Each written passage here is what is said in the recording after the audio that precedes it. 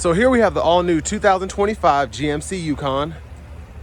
This one comes in the Denali trim level in onyx black, and then we have jet black leather interior. For the powertrain, we get a 6.2 liter naturally aspirated V8 engine. That's made it to the 10-speed automatic transmission. So a lot of cool updates here. First and foremost being this new front fascia. We get the LED headlamps along with the LED daytime running lights, LED fog lamps. And I just love how it kind of follows the Acadia styling, just with the big grille and the design of the headlamps there. Very impressed overall with just how this looks. When they first started showing pictures, I wasn't sure about it, but loving it up close and in person here. Of course, we get 22-inch aluminum wheels. Passive keyless entry on all 4 doors. Power running boards are there. And then to the door panel, we still get that wood grain trim. Power door locks, memory seat functions, one-touch automatic up and down windows for the front, express down for the back. Power mirror controls are there. We can fold those in and out. Blind spot monitors are there. Bose sound system, of course. And then over here we have our drive modes, 4-wheel drive we can go through. We don't have the full 4-wheel drive here, just the high, and then we have the 2-wheel there. And we can kind of toggle between that. Headlamp controls are here, and then we do get automatic park assist, auto stop, lane keeping, 360 camera, etc. Hood release is there. Of course, we get a power tilt and telescoping steering wheel. Side pockets on both sides up front. And then here's our power driver's seat. We do get 4-way power lumbar support here. So a lot of this stuff carried over from the outgoing model, but the thing about the Yukon is there were so many updates throughout the lifespan of the 21 model year till 2024. So it really wasn't much to be done here other than the styling of the inside and outside. Conventional trailer, 7,500 pounds if you ever want to tow there. But I have that seat up front adjusted for someone of my size, being 6'3" with longer legs. Big thank you to Chevrolet Buick GMC of Murfreesboro for allowing me to review this Yukon today. I'll leave a link below in the description. And if you're looking to get the best price on one of these closer to your area, just click on that second link down below. It takes a minute to fill out that information, and I'll make sure your local dealers are fighting to get you the best price on one of these brand new 2025 Yukon Denalis. So dimensions interior wise are still very good. Make sure the seat's all the way back here. So it is, and my knees are just barely brushing the back of the seat there. Seat back pockets are on both sides. Now this is a pretty early spec here, so we don't have the rear media system here. It's missing a few options, but not much. You can see we still have the power panoramic sunroof there, and that's with the sunshade all the way up. Over here we have our rear AC controls. We can adjust temperature, fan speed, fan direction, set that auto mode on and off, and then just turn it all the way down to cut the system off. And then 3-stage heated outboard seats, 2 USB-C charge ports, and then a 120-volt 3-prong household plug-in there. Bottle holders for the back, and we'll get back to the front there, but there is that new infotainment system, steering wheel, gauge cluster, and all of that. And there's the third row. I'm gonna show you all the space sitting behind myself. Now, I'm pretty sure I won't be able to sit all the way behind myself, but I'll just kind of show you so you can see. So I can fit back here. It's not terrible. It is kind of scrunched, but I can fit back here. It's not like I can't actually fit, but I couldn't sit like this. I can sit like that maybe, but then no one can sit in this middle seat here. But again, I'm 6'3". USB-C charge ports on both sides, as well as a storage and a bottle holder. And if you want to get to the front from here, you can click this button from the back, fold that seat into the floor. It just makes it a little easier to get in and out. Let's go ahead and make our way towards the back.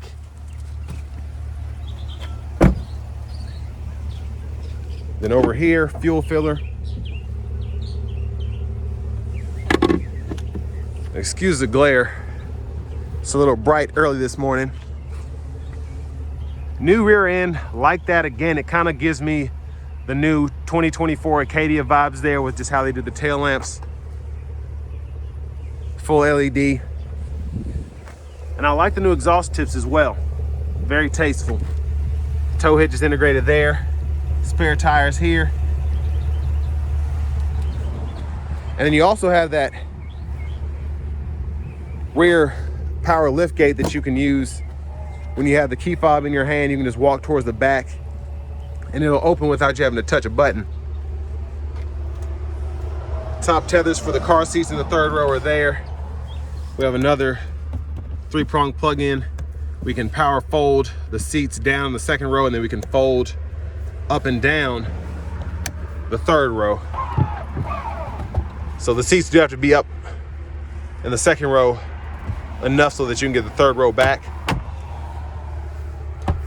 And then you have a little bit of storage underneath there.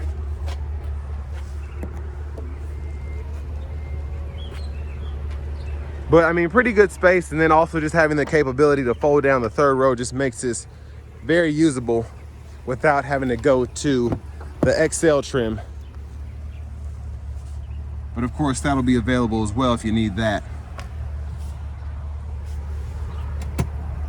So you can also use this to slide the seat forward and back. And then this here, hit that twice, hold it into the floor, and you can see with that down in that third row, tons and tons of space. Now, fuel economy numbers are going to be pretty similar to the outgoing model, as you can see there.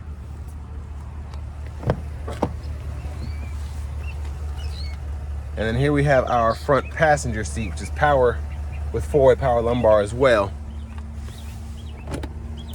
Glove compartment there, which is lockable. And then something neat that I discovered on this model is you are able to push this button and you have your storage up here, which is a pretty good size, I think.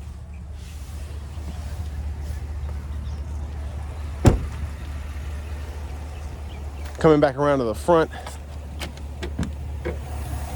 quick look in the engine bay. Again, we have that 6.2 liter V8, still no twin turbo V6 in the Yukon. So those of you that like having that naturally aspirated V8 as opposed to the V6 offered in the Expedition, there you have it. But let's go ahead and hop in the driver's seat here. So leather wrap steering wheel, again, from the new Acadia Denali. That was kind of the first GMC SUV that you saw with the newer looking interiors. You have the shifter on the side there, but really like the steering wheel in this Denali here. There's the horn.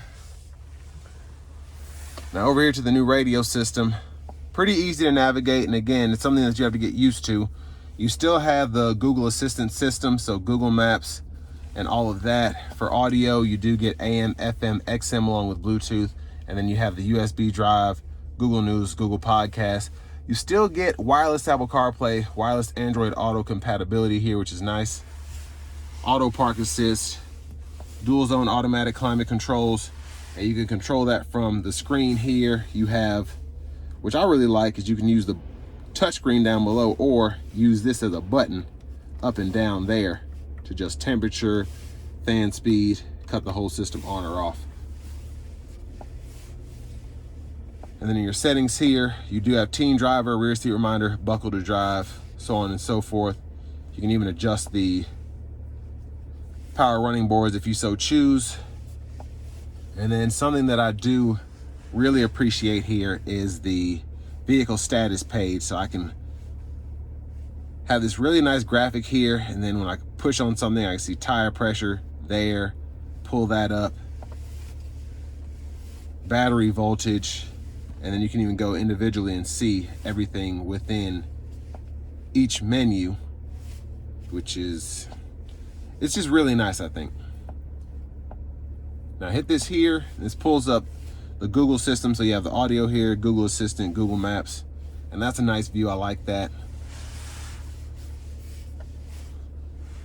And down here, we can go to our controls. So I like this because it's a shortcut for all the stuff that you normally need. So your heads-up display you can adjust. The child locks are actually integrated in here, so you can electronically lock those rear doors.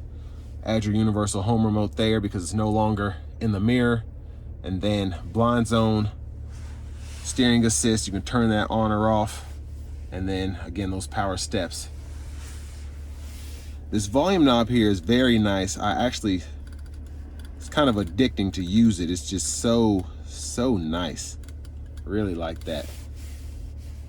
3-stage heated cool front seats, of course. And then down here, wireless charging pad is in there, and I can push that open or shut. A USB-C, USB-A port, 2 bottle holders are there. We can stow that as well. And then center console cubby space, open that up. Pretty good amount of space there. And then up here we have our power lift gate. We can actually fold the 3rd row up and down here. And then this is all for our panoramic sunroof. So while that slides back, I'm gonna show you something cool. Hit this button. You have additional storage underneath. So you can push that back if you just wanna have the space, or hidden compartment right in there. And that's how you shut it. But there's that panoramic roof. One touch slide there. Takes it all the way back. And then you can do the same thing to shut it, but there's the 2nd row seats folded, 3rd row seat folded up. Vanity mirrors here. Now back to the steering wheel itself. We do have our wipers here, so we can adjust those. Rear fluid, and then front fluid there. High beams, we can toggle those and flash. And then this is one issue that I have with this new vehicle. We have the paddle shifters behind the steering wheel, which is nice. But then on either side, on the left side, you can adjust your track list, radio station presets. And on the right, you can adjust your volume up and down there. But the paddle shifter is so close, a lot of the times I don't know which one I'm hitting. So I'll hit the paddle shifter on accident when I'm trying to get the volume up. But just something I noticed. Now, we don't have Super Cruise in this particular model, but we do have the adaptive cruise, so we can turn that on or off there pretty easily. And then adjust the gap for that there, set the speed. Your low gear is here. So to put that in, I'll show you how to actually use a shifter now. Pull there for neutral, pull up for reverse, pull down for drive, and then when you're in drive, hit that L, and then you can use those paddle shifters to manually shift. Then you can hit the L again to go back into the regular drive mode, and then you just hit this button on the side for park. So you get used to it. I actually like it. I've really grown to love it. At first I wasn't feeling it because it just seemed kind of weird, but I like it now. Heated steering wheel toggle is there. Voice recognition. This pulls up your audio sources and you can use this to scroll through all of that. And then Bluetooth buttons are right there. And this also serves as a mute. But you can use this to go through your different gauge faces, which are pretty neat. So a few options there. And my favorite one is probably this one. It's more of a traditional look. You can see the time, the date, and all of that. Hazards are there. And then the heads-up display is right in there.